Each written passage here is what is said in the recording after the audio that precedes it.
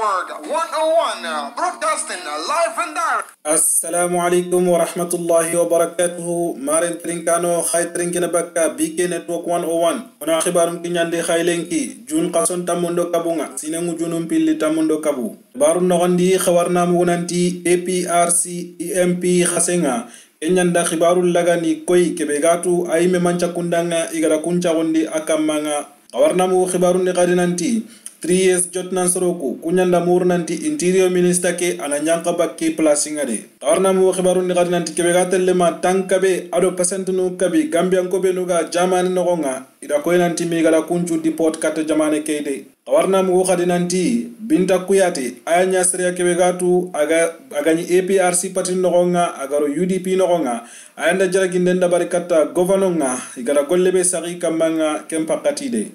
kudo khibaru tananu lenki khana kunyamu kunangri BK Network 101 kado khari nyani Muhammad Juwara aka manager aga khadangani Espagne tarendi kamada no gudi o warnina nyachundo jurambo gumedi khadanga.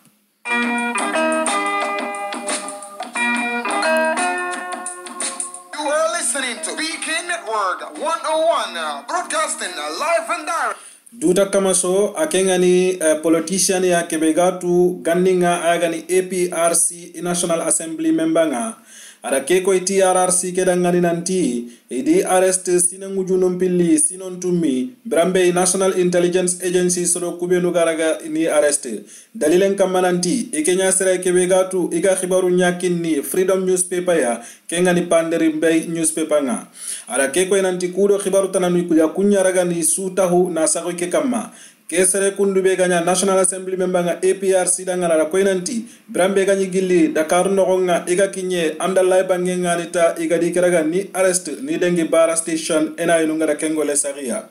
ara keko nanti Brambe iga kinyano ngani idi dangindi katta ena i office bega banjulia sere kebe gara kenkana kaw ayaga ni Heri Sambu atikempallani iga di wutu nita undi soro segi menaga pigitri ni ndi khotonga de ara keko nanti ida keko nanti yala ikeni sera kebe gatu iga khibaru nyadengini katta panderi mbay newspaper keya atibari ma ilitri ni khadi ma problem wa ikelo yankuba ture na ado fatu mata jahum pasise ara keko nanti ikede iranta konno ma iyarestindenga sorobe no gani sababu nga ayagani kusoro hillia atibari wa ket nanti gammambala gunken qoni kenyi iro APRC soro yogonu na akunno ni Fatmata Jahum Pasise ado yankuba ture ara keko nanti Brambe ganyi kella gande no gonga ito ino ngani siri kibare nyimme sanki maga kinyelo soro yogonu nanti ike kara kella gande no gonga soro yogonu gadelle katti family nunga na isuno yanko ikempa katia ara keko nanti Brambe igada iwara atida position in dabari kata office of the president nga ado National Assembly atibari kunchu ma jabe sukini ya ken nogonga Brambe agani diga munu ara koinanti ikeragandenga ira soroyo konunyi lagande ken nogonga Brambe gadi kharaga ken dingrai kun nogondi kengani Mariam Jack Dentin kengani human rights lawyer nga kempa katilen kiko tagani National Assembly speaker nga ara keko gadi nanti BBC ira correspondent kebegani Lamin Cham ado Lamin Fati kengani independent newspaper kunchu nyusra kubenu watu igara kunchu raga NIA kempa kati igadi suruga ni mantoran chari kama.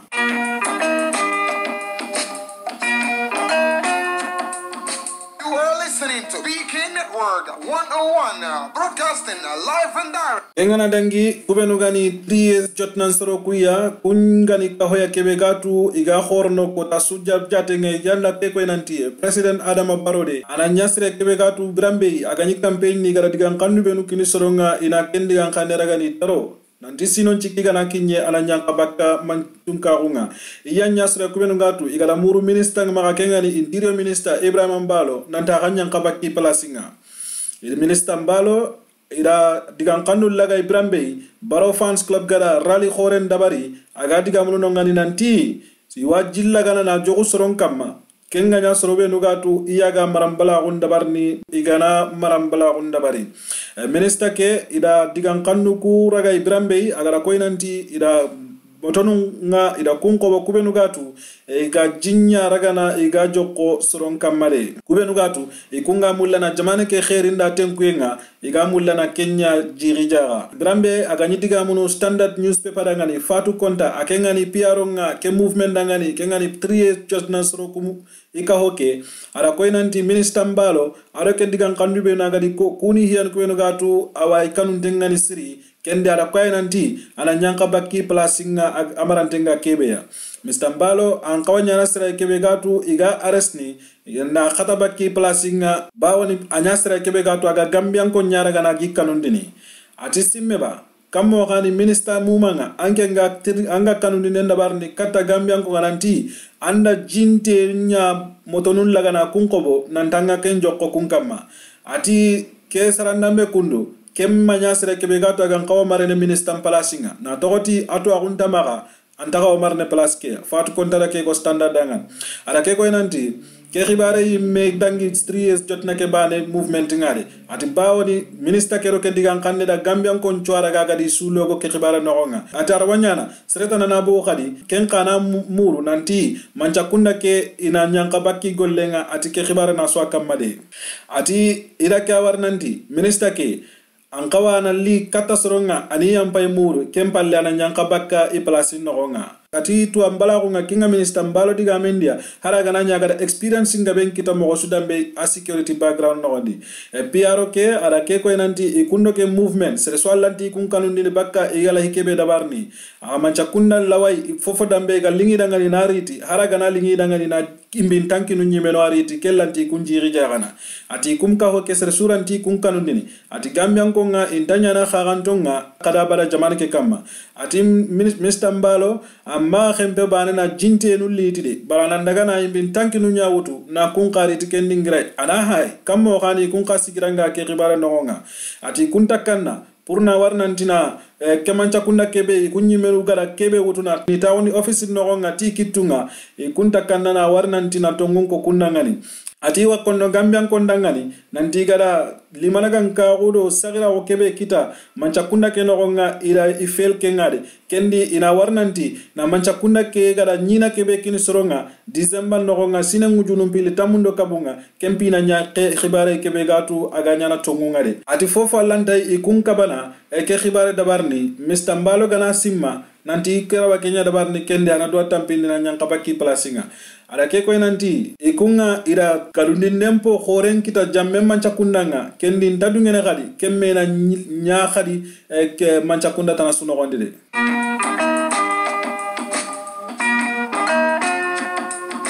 You are listening to Beacon Word 101 broadcasting live and direct. Engana dangi khibarunda ko nanti kebega telle tankabe alo percentenu kabi Gambian ko be nuga tiyaga sabatini Germany nogonga ida ko nanti mi gara kunju saga ni kat jamane kede kebega ni German Federal Parliament nga Baden-Württemberg agani Manuel Hagel ala kekoi nanti Brambe soro kube nuga tiyaga German nogonga iga asylum murnu nongani igadi asylum nullagani kaba nanti takinia ada ko nanti mi gadi saga ni kat jamane ke jaweno kene jaweno gondire aken German MP ala ko digan kannu ko Brambe haro Standard gada interview kita kibarunda ko nanti geli 2017 kegana sina ngujunum pili tamundo nyeru kebegatelle ma wujuru na ati Gambian ko nga ila ko nanti kunyani soro ya kubenu gatu igadi saga ndi kat jamane keya au kunno wandi gara kubenu yegonu wotu Africa alo gara soro yegonu wotu baka Italy alo German nogonga Brambe gara trindi khibarunga kebega German do Gambia na merage magunga Manuel da ke ko nanti khibare kede anyana fo kebega ta ganyana local nyai ati bawni German manchakundanga ikunga ila pasentunu karagi bane baka Gambian ko benu gatu yaga Germany ida kunya warnanti kun la wasabatini jamane kede nongani bar kebega tele tankabe do karago kanen di mi gara kunju saga ndi katta jamane kede ada ke ko nanti German ikunga iluanga awano gondi purnanti soro kubenu gatu yaga asylum murno ngani igamakiniya nanti irantasta batini German no gondi ada ke ko nanti federal government ke ikunga iwasoro lagana ni dema kubenu gatu iga kunya saga ni kat jamane ke no ngana ni ka katunu sabatini yere mo be Manuel da ke ko nanti kebega tele ma tanyere percent Gambian ko benu ga sabatini German no nga Württemberg region ke no nga kenga awanyana fo kebega tu iga partnership lagana iga kello no ikundo kummenu na purna warnanti kebegago tanganem polla kenga katunu irwena mogobe ada ke ko nanti German parliament ke ikun qaro vice president ke ida kachankita kebegatu ikunga nyagaliti kenga sirde bawni ida warnanti Gambia jamane ke luanga kentrendindenga kennu fa kebegatu aga dudangani timo nga sirde ada ke ko nanti information minister kebegani silla do ken qara dingranu yogonu ragana kunkacha purna warnanti demandenga katunu nyana mogobeya kusorobe nugatu iga kunya sagandini aw kunno gondina warnanti na yage ngana kenda barindenga na kenlo jamane keno ko ngana soronde makube nugatu iga kunya sagandini jamane keno ko ngai haga na iga katunu goline kendi ngray mogobe ada ke ko nanti ida invitation ndenge kata Gambia officials nukui aw kundi president ke me purna laga jaman no nga anani iga katunu khibaru laga na iga kuntrendini iduru mena ga mogobe khibaru be nuga jongini Gambia ko be nuga sabatin nongan ati kenju kamandenga serengara kebe kono dewoino ondi takeni keta nanti a joppe kengani digamenga kengatel Gambia ro Germany naga esoro kubenu gati gan ko kunya sagani ni jamane ke ati kendi ikunga yawalla nanti mare mawo kebe ga German do Gambia naga iga katunu kel ndengeli kane mogobe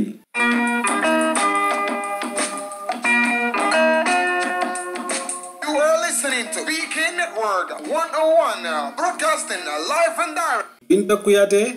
akengani APR singebe gatu agaro UDP patinonga ayanda jaraginde ndabari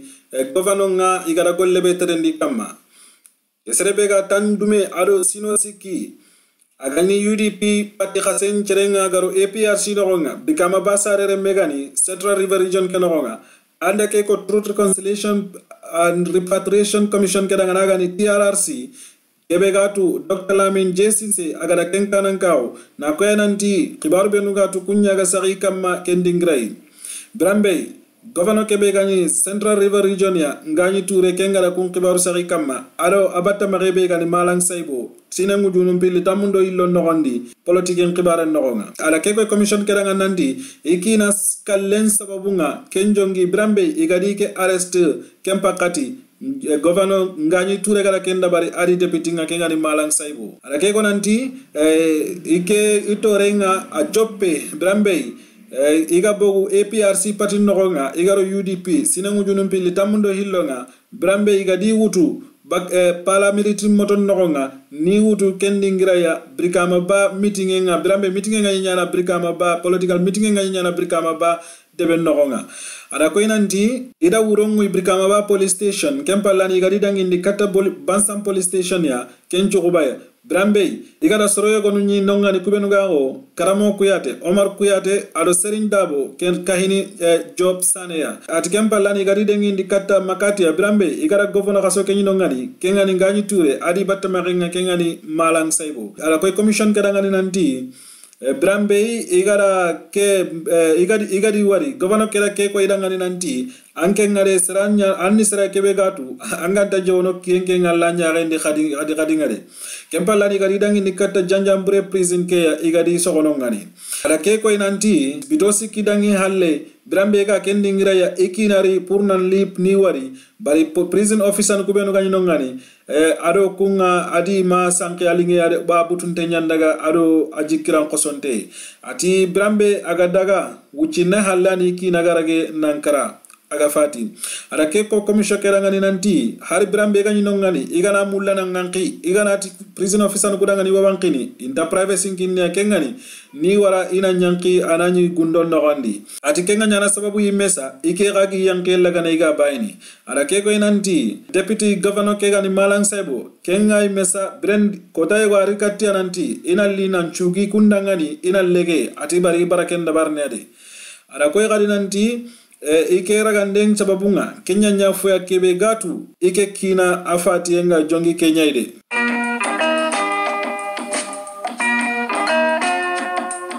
You are listening to Beacon Network 101, broadcasting live and direct. Tubarunda konantigo yogo ida Kenya hurengari jalambang ya akenga nisra kebegatu almami nyagani Brikama jalambang ida konanti ida Kenya hurengari Gambia College halle kille kebegatu agatelle jalambang trata ke kotanga seda nukula ke ko inanti ke go kundu agani Seydou Bari ken nisra ke begatu akallenga de asababunni khenaya ke serebe ga fati kundu asabatin tenni Imam Johnson kenga jalambande bennogonga serani ke begatu akenga ga gagande nyana tamiso nyai brikama tamisa gagira kei Brambe ataganan lienga agani ni telekendingra tusuru kota suya polisi nunga ida koinanti kunda sere hurenga ribaka kendingra ya barima khibara tana suko kebe jongintenga ke hiyade jalambang sere yogo ada koinanti ke bari serani kebe gatu islami khote nyagani aga brendisa awadangini kane nan salliti kunga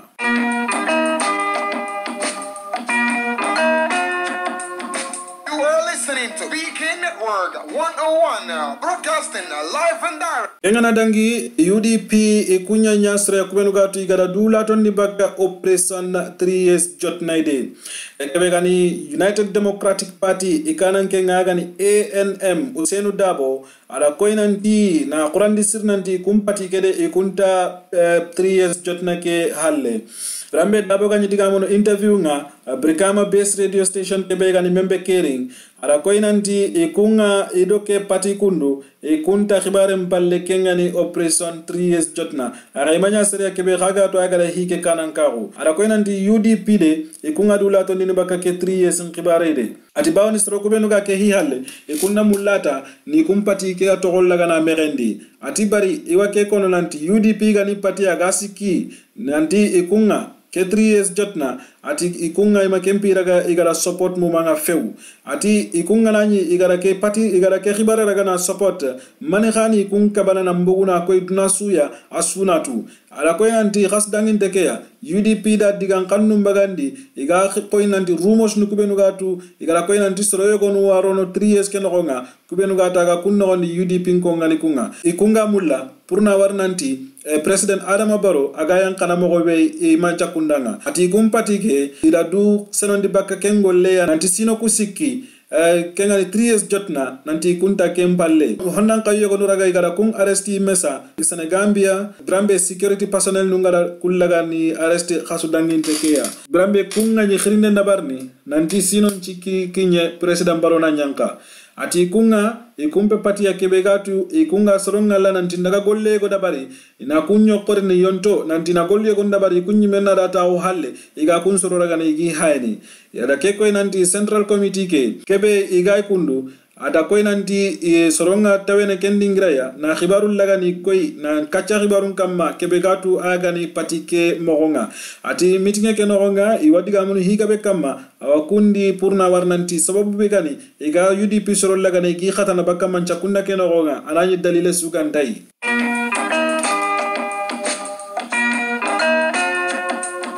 You are listening to BK Network 101 broadcasting live and direct. Kwani khibarunga ogada ubenu kitakadangani nangri BK Network 101 khado khari nyani Muhammad Juwara aka manager aga khadangani Espagne tarenga